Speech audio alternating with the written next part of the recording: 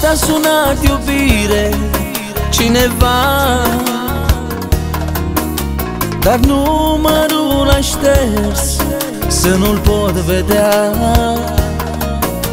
Te-am mai sunat odată și tu i-ai răspuns, dar te-ai ferit de mine, ce ai de ascuns? Spune-mi, te rog, iubirea mea, ce îmi ascunzi? Primești mesaje, dar le ștergi și nu răspunzi. Te sun într-una și vorbești, dar să nu te aud eu. Ne despărțim chiar dacă mor de dragul tău.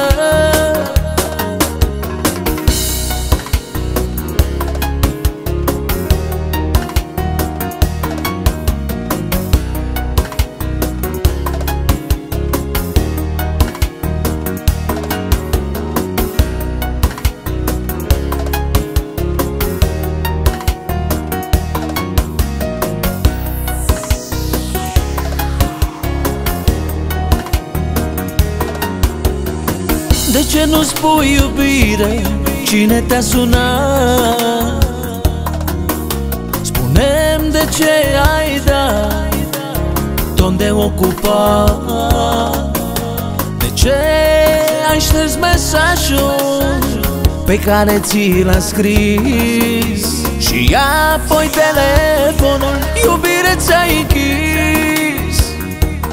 Spune-mi, te rog, iubirea mea, ce îmi ascunzi?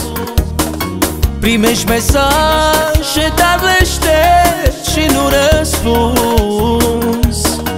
Te sun într-una și vorbești, dar să nu te aud eu. Ne despărțim chiar dacă mor de dragul tău.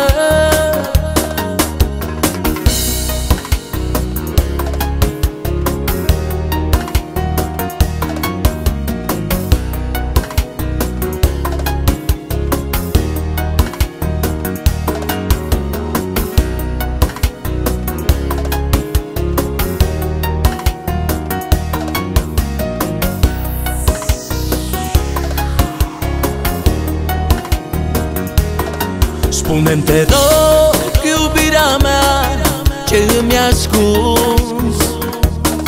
Primești mesaje, dar le ștergi și nu răspunzi. Te sun într-una și vorbești, dar să nu te aud eu.